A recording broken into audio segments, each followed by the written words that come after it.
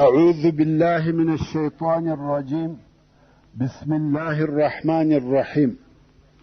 إن الحمد لله نحمده ونستعينه ونستغفره ونعوذ بالله من شرور أنفسنا وسيئات أعمالنا. من يهده الله فلا مضل له ومن يضلل فلا هادي له، وأشهد أن لا إله إلا الله وحده لا شريك له، وأشهد أن محمدا عبده ورسوله صلى الله عليه وآله وسلم تسليما كثيرا. أما بعد، د سرور کائنات صلی الله علیه و آله وسلم ژوند. محترم ورونو، زموږ قصه دې ځای ته رارسېدلې وه. تاسې ته معلومه ده چې د فوج او لشکر دپاره مهم شی بیرغ و، او د لشکر افراد به پر بیرغ سره راټولېده. د لشکر شکست او ثبات هم په بیرغ معلومېده. نو اوس چې بیرغ ولوېدی او نسته، په مسلمانانو کې ماته او تیښته شروع سوه. هر یو پر خپل سر یوې او بلې خواته ځغلي. د حدیث شریف راوي ابو رافع رضی الله تعالی عنه وایي مسلمانانو داسې شکست وخوړی چې د دغه په مثل یې هیڅ شکست نه و لیدلی.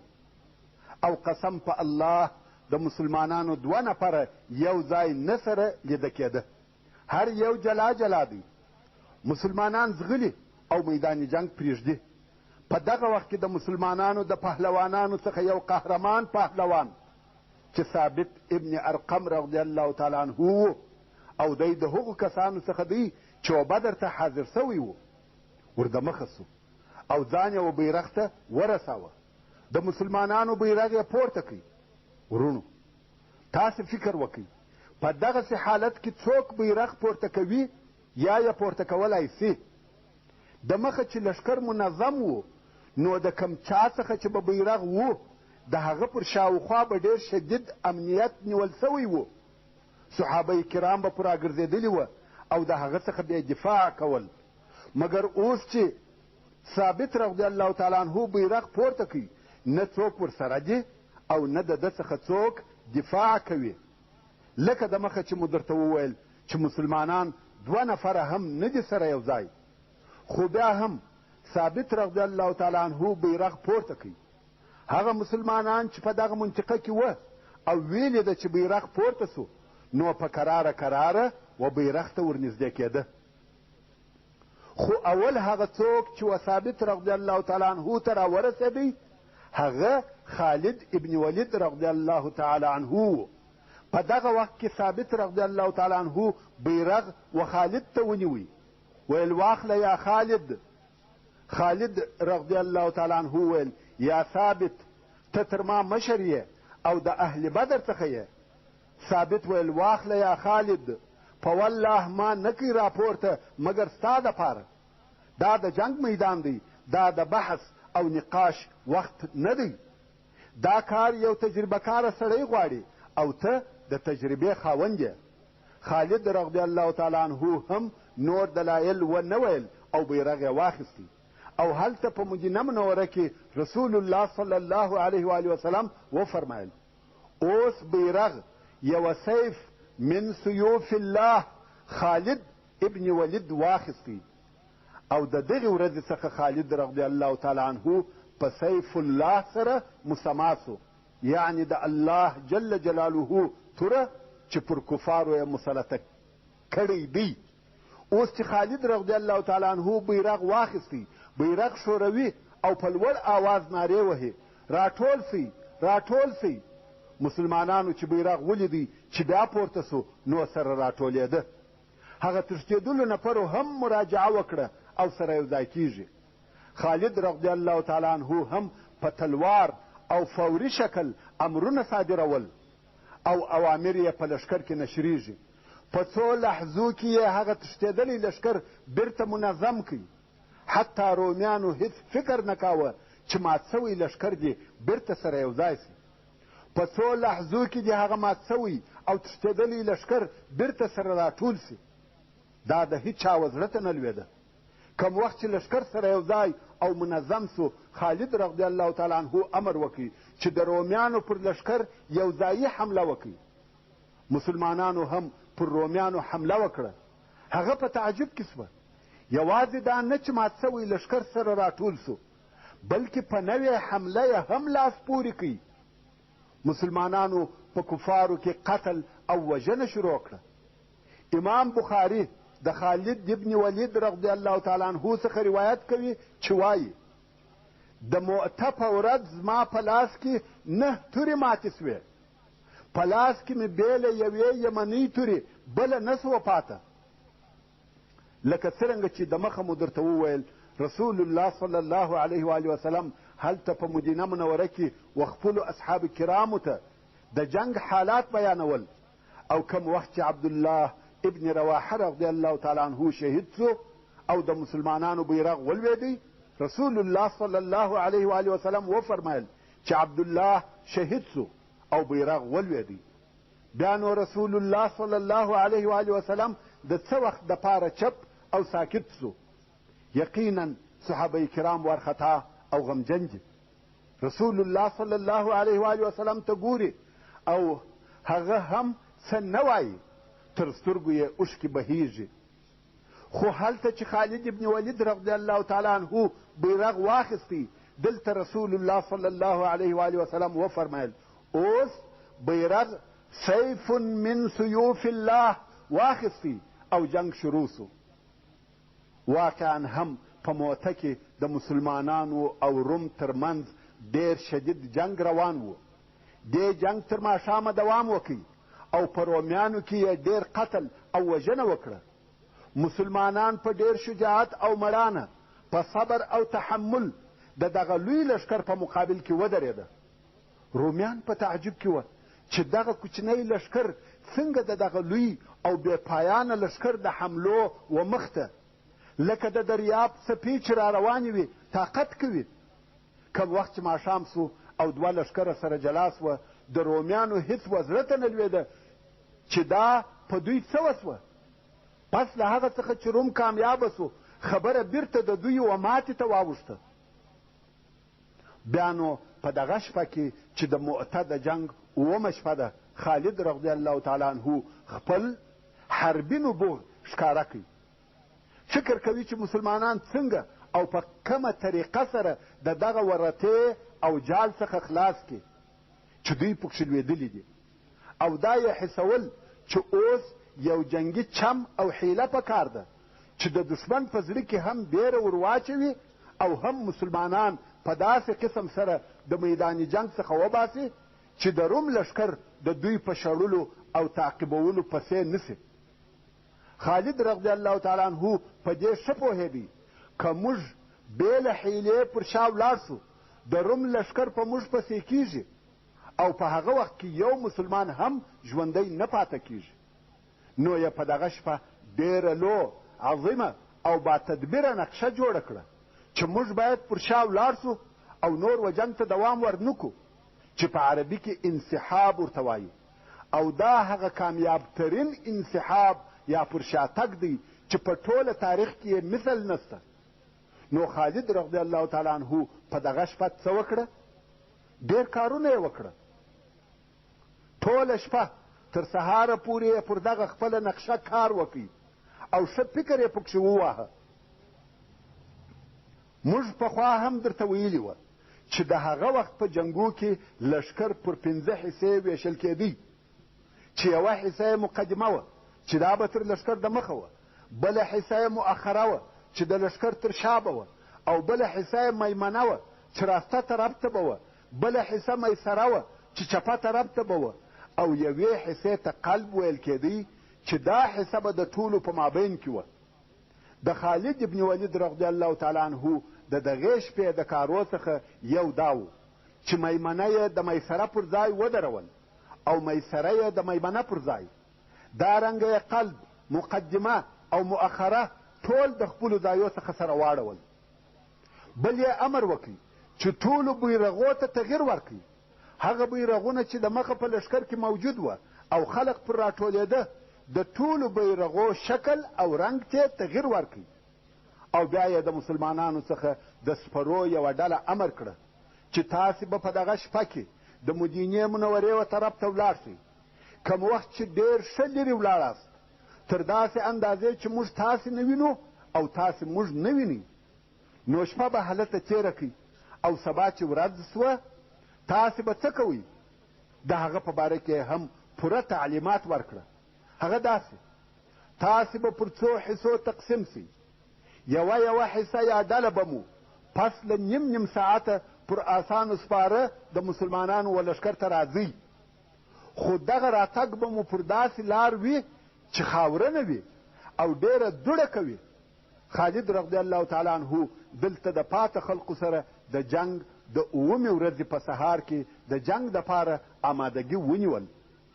کم وخت چې سهار سو او اوس جنگ شروع کیږي، رومیان او کفار چې ورته ګوري نور نوي خلق دي او نوي بیرغونه دي. نوي خلق خو په دې ورته معلوم سوه چې د هر طرف خلق بل طرف ته تللي وه، نو نوي ورته معلومېده. کفارو سره وویل نوي خلق او نوي بیرغونه، موږ پر هغو 3,000 نفرو نسوای کامیابه کېدلی او اوس د شپې و دوی ته نور کومک هم راغلی دی. کفار په دغه بیره او خوف کې وه چې د سپرو هغه اوله ډله رارهیده او پر داسې لار راځي چې ټوله خاوره ده او یوه لو دوړه رارهیده. که څه هم دوی لږ نفر وه، خو د لرې داسې معلومیږي لکه بل لښکر چې رارهي وي. خالد رضی الله تعالی عنه دا هم ورته ویلي وه چې رانږدې سئ د الله اکبر نارې وهئ. دغه ډله هم په لوړ آواز تکبیرونه وایي. دلته د مسلمانانو لښکر هم تکبیرونه ورسره شروع کړه. رومیان او کفار وارخطا سوه، ویل دا خو هغه دي نور هم پسې رارهي دي. لږ وخت وروسته بله ډله پر دغه ترتیب رارهیده، لږ وخت وروسته بله ډله پر دغه قسم رارهیده او بیا بله ډله. د کفارو زړونه لویږي او وارخطا کیږي چې دا څه حال دی، لښکر په لښکر پسې رارهیدی. موږ په هغه اولو نفرو څه نسوای کولی او اوس دغه دونه لښکرې نورې هم رارهیدي. اصلا دغه راتلونکي نفر ډېر لږ نفر وه، خو په دوړو کې نه معلومېده او د کفارو په خیال ډېر زیات نفر ورتله. دلته رومیان وارخطا دي. د بلې خوا خالد رضی الله تعالی عنه د هجوم او حملې امر وکړ. اوس نو د 8مې ورځې جنگ شروع سو. ابو رافع رضی الله تعالی عنه وایي قسم په الله چې نه مې تر دغه ورځې د مخه او نه مې تر دغه ورځې وروسته دغسې شدید جنگ لیدلی دی. په ټول عمر بیا ما داسې جنگ ونه لیدی. تاسې فکر وکئ چې دا به څونه شدید جنگ و. په دغه ورځ هم د خالد رضی الله تعالی عنه په لاس کې څو تورې ماتې سوې. د اوسپنې تورې د انسانانو پر سرو ماتېږي. دا به څنګه جنگ و؟ د پاره د دې چې د خالد ابن ولید رضی الله تعالی عنه په جنگ او قوت پوسو. خالد رضی الله تعالی عنه په جنگ او قوت کې ډېر ماهر او قوي پهلوان و چې مثل یې ډېر کم پیدا کیږي. دی رضی الله تعالی عنه ډېر جګ او لوی سړی و. پر آس چې به سپور و پښې به یې مځکې ته رسېدې. په ټولو مسلمانانو کې نه بلکې په ټولو خلقو کې که مسلمانان و که کفار فقط دغه 2 نفره وه چې په 2 تورو یې جنګ کاوه. یو خالد ابن ولید او بل زبیر ابن العوام رضی الله تعالی عنه چې په یوه وخت کې به په راسته او چپه لاس جنگ او وهل کول. نور ټول خلق په یوه لاس جنگ کوي، خو دوی په 2 لاسو جنگ کاوه. څرنګه چې خالد رضی الله تعالی عنه به په جنگ کې پر آس پور و او پښې به یې مځکې ته رسېدې، نو آس به په پښو یوې او بلې خواته به وی. خالد رضی الله تعالی عنه د فکر څخه لوړ جنگ کاوه، مثل یې نه و او نسته. دلته چې د مؤته په 8مه ورځ پر کفارو دغه شدیده حمله شروع سوه، په کفارو کې ډېر قتل او وژنه وسوه. ابو رافع رضی الله تعالی عنه وایي ومې لیده چې رومیان او غساسنه ځغلي تښتي، ماته یې وخوړه. د جنگ میدان پرېږدي، یوې خوا او بلې خوا ته ځغلي، ځانونه باسي او مسلمانان ور دمخه کېږي. څو د غساسینه پاچا ته ورسېده چې نوم یې فیدور و او د هرقل ورور و، چې دی د دغه جنگ عمومي قومندان هم و.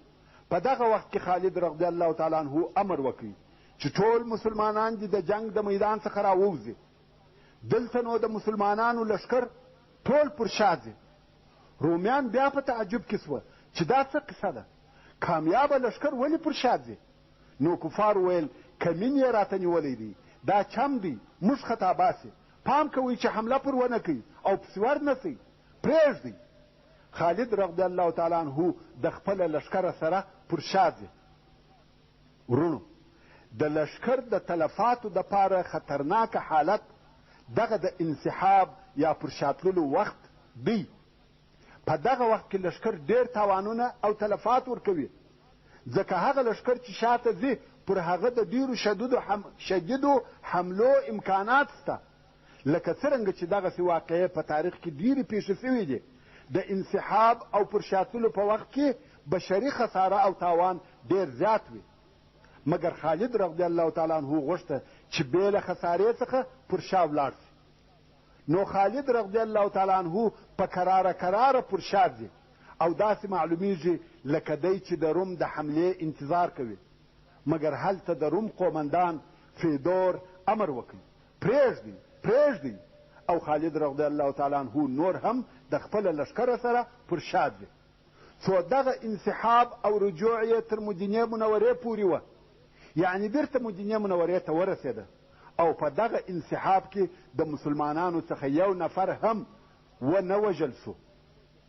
د جنګو په ټول تاریخ کې دغه انسحاب اول او آخر انسحاب دی چې پوره لښکر دې پر شا ولاړ سي او یو نفر دې نه ځینې ووژل سي. دا د خالد رضی الله تعالی عنه لوی فکر او عظیمه نقشه وه.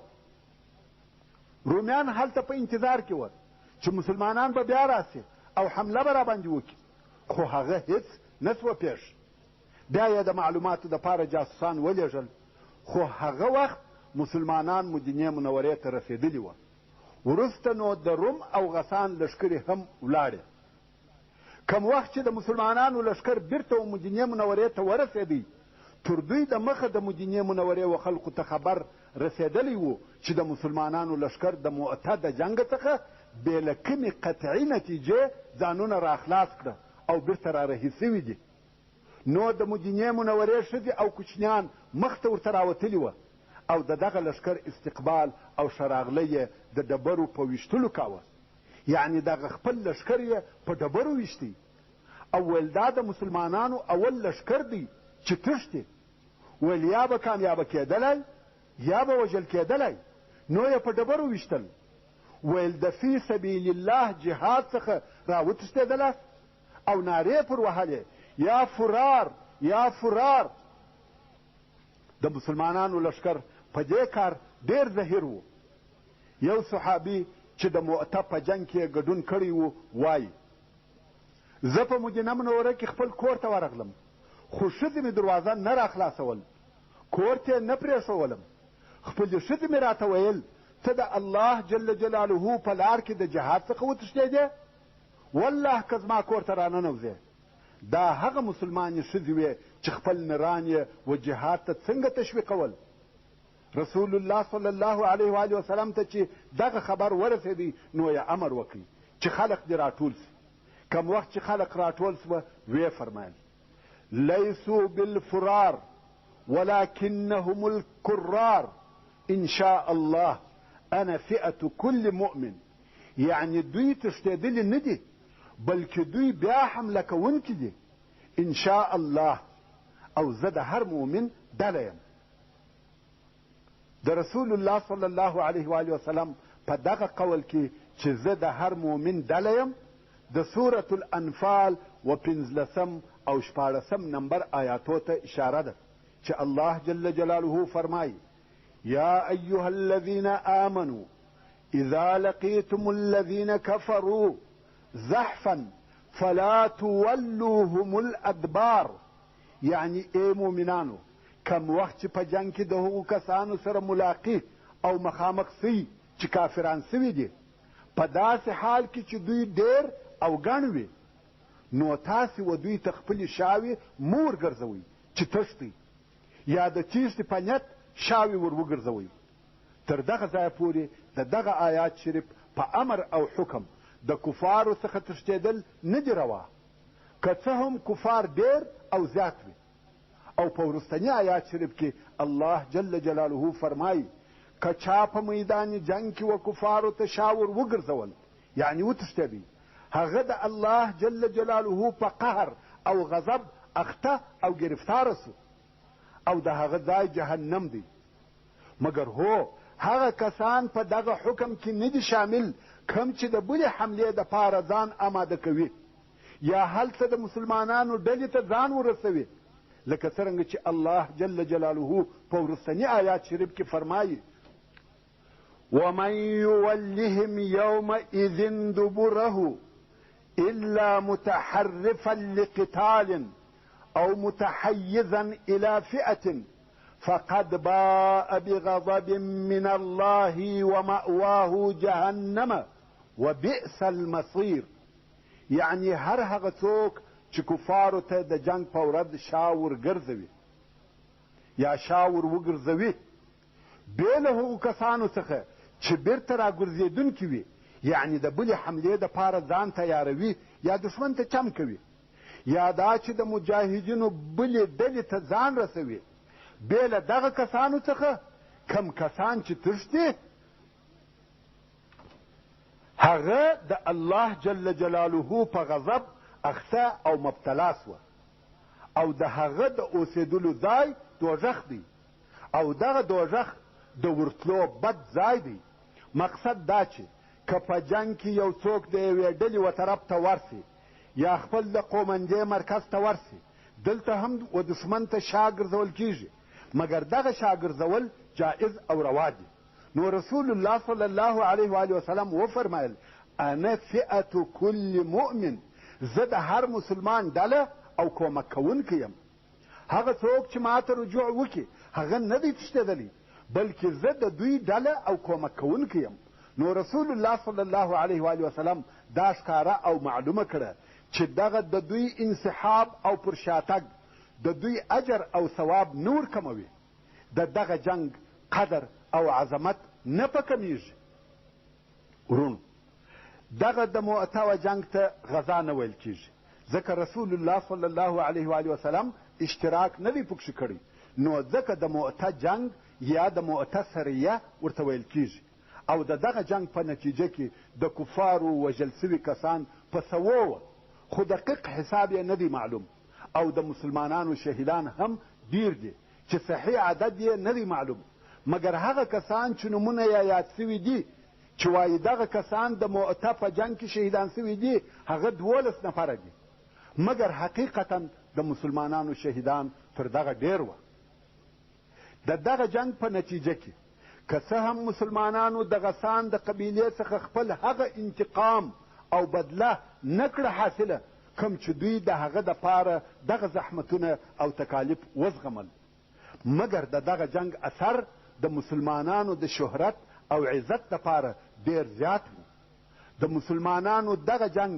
عرب په حیرت او دهشت کې واچول ځکه په هغه وخت کې روم د مځکې پر مخ هغه لوی دولت او عظیم قوت و او عربو داسې خیال کاوه چې د روم سره جنگ کول د خپل ځان بربادي او تباهي ده او اوس د مسلمانانو دغه کوچنی لښکر چې ټوله شمېر یې 3000 نفره و د رومیانو د هغه لوی لښکر سره جنگ کوي چې شمېر یې 200,000 نفره و او په لیدلو کې داسې معلومېدی لکه یو دریاب چې شروع یې معلومیږي خو د آخر او انتها یې هیڅ درک نه وي معلوم او بیا هم مسلمانان د دغه جنگ څخه په داسې ډول سره بیرته راغله چې د یادولو وړ تاوان نه ورته پېښ سوی دا د زمانې او تاریخ د عجایبو څخه و او د دې تاکید یې کاوه چې مسلمانان بل قسم انسانان دي دا د هغه جملې خلقو څخه نه دي